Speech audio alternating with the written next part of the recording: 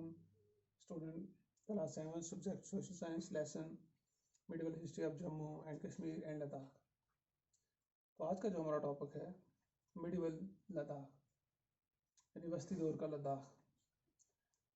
कश्मीर को हमने डिस्कस किया है, जम्मू को हमने डिस्कस किया है कि वहाँ पे कौन लोग आए, किन्होंने हुकूमत की, वहाँ आर्किटेक्चर कैसे रहा, वहाँ पे बाकी चीज़ें कैसी रहीं, कौन से रिलीजन थे। आज हम जिस पे बात करने जा रहे हैं जो मौजू है ये है मिडवल लद्दाख। आज हम लद्दाख को डिस्कस करेंगे।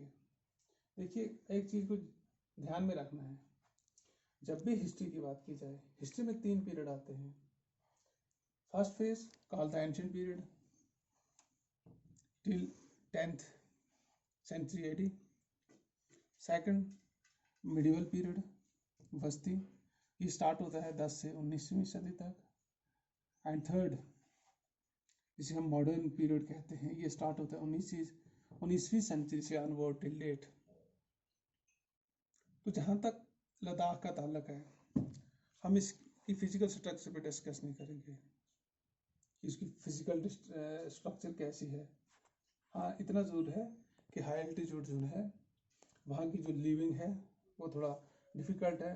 वहाँ का एग्रीकल्चर जो है ये प्लेन के हिसाब से वहाँ पे नहीं है। वहाँ लोगों का जो कल्चर है वो डिफरेंट है, वो डिफरेंट किस्म के कपड़े पहनते हैं, डिफरेंट उनके बाकी चीज़ें हैं।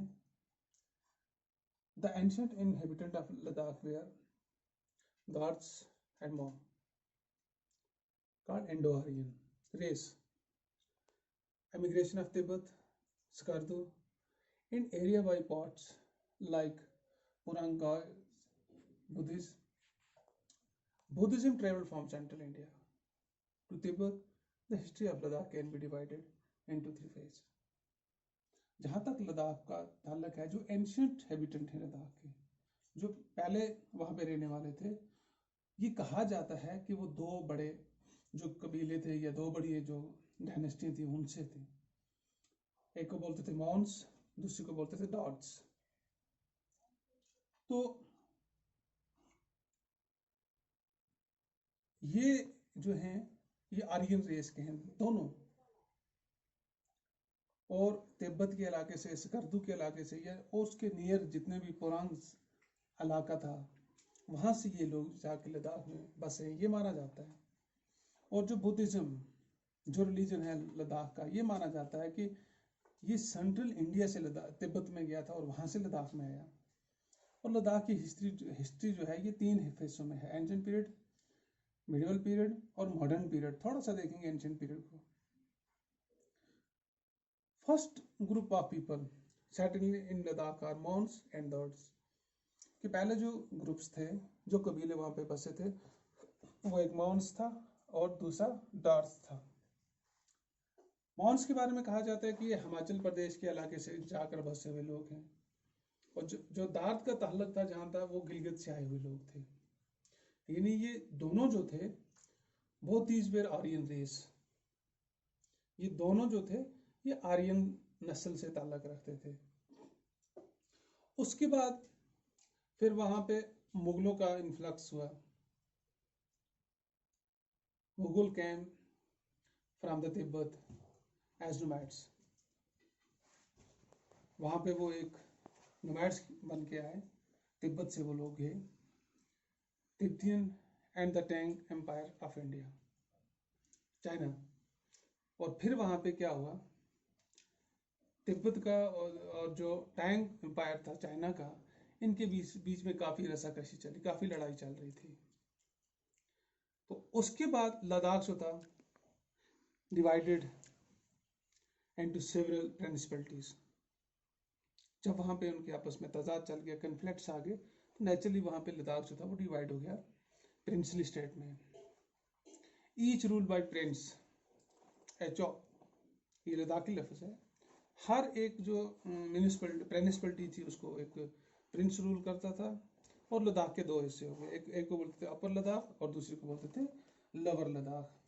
अपर लद्दाख का जहाँ तक ताल्लुक था, उसका जो प्रिंस था वो गया था, और लोअर लद्दाख का जो प्रिंस था वो था बगदार स्काइट्स।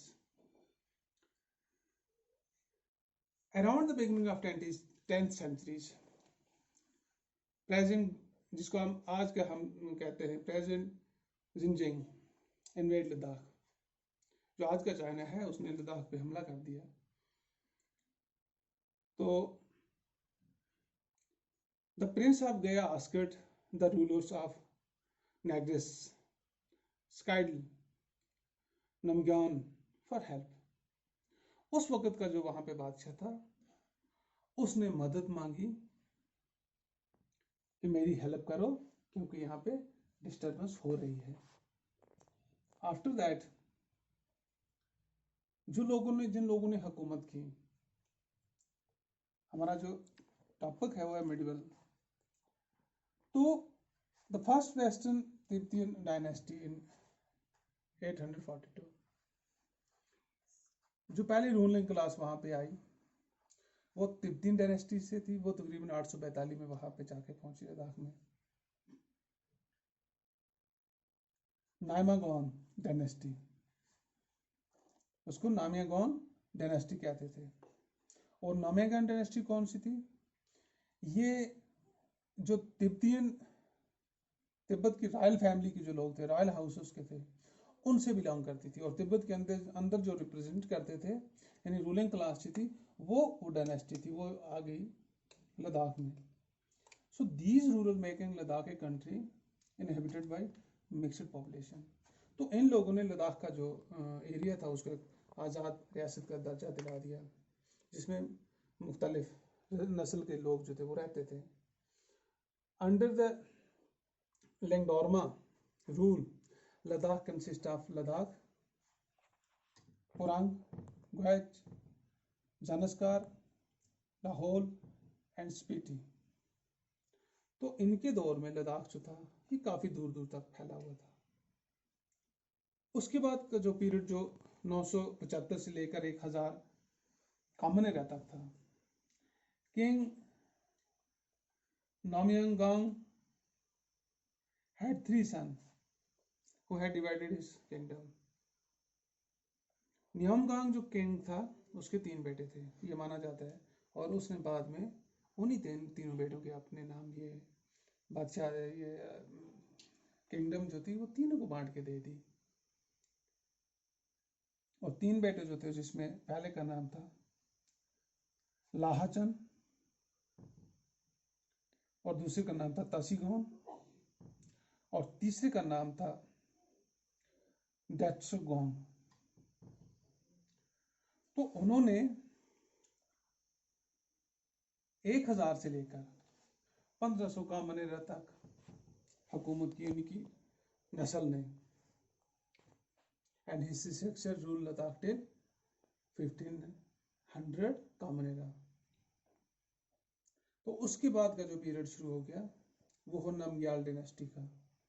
नमग्याल डायनेस्टी जो है वो बड़ी मशहूर डायनेस्टी है। उन्होंने 1460 से लेकर 1842 तक एक बड़ा अरसा हुकूमत की।